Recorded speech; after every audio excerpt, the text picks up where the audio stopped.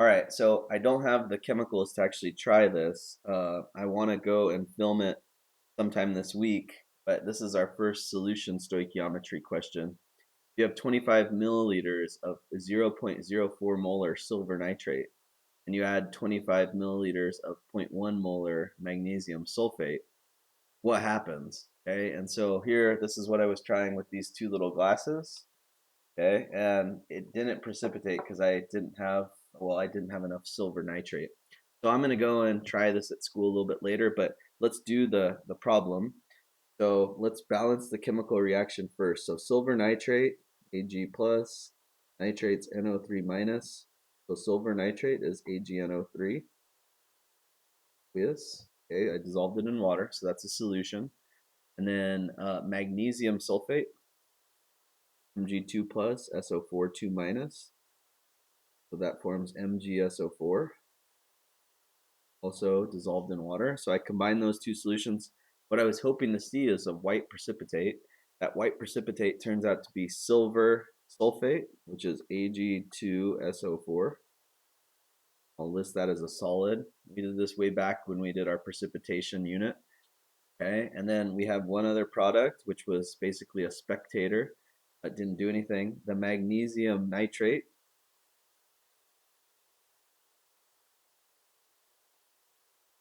is soluble and just stays dissolved. So what I was hoping to see when I combine those two is a white solid forming. That's silver sulfate.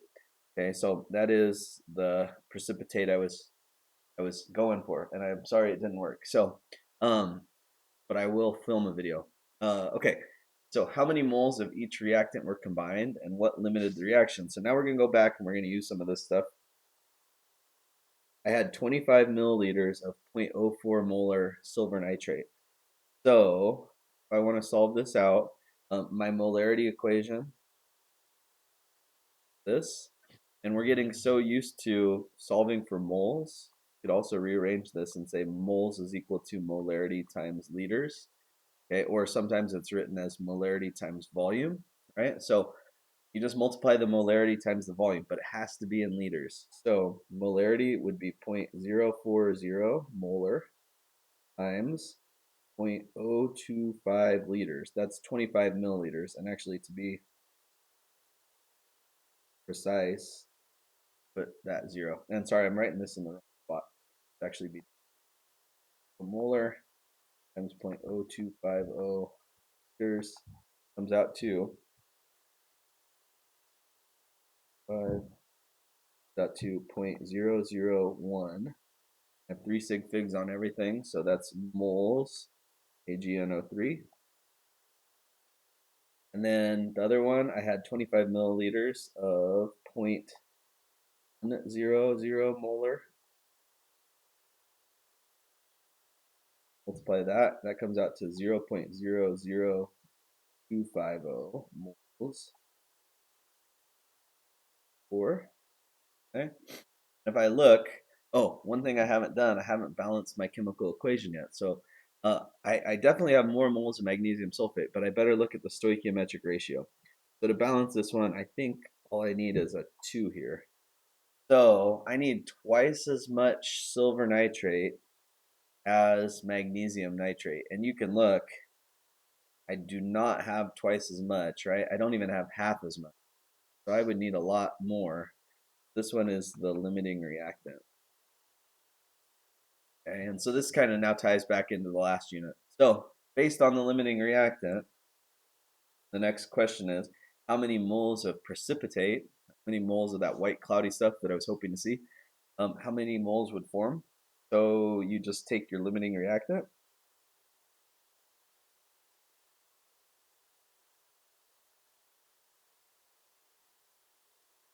You need to convert from moles of AgNO3, moles of the precipitate, which was AgSO4, Ag2SO4, and the ratio was 2 to 1. 2 silver nitrates, like 1 silver sulfate, right? And then I go in, oh, okay, so I could start there. So when I cut that in half, I get 0.0005. Okay. And you could go one step further and you could figure out how many grams of the precipitate that is. 0.004.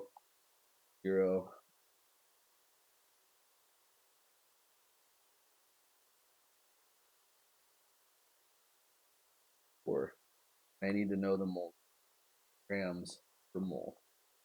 Okay, so silver sulfate.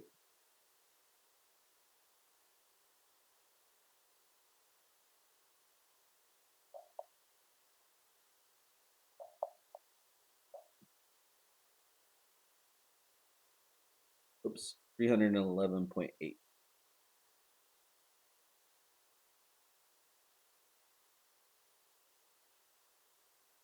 molar mass. So 0.0005 times 11 should get 0.15 grams. So I should end up with 0.156 grams of the precipitate. And I think I do have queued up here. Hopefully it's still here.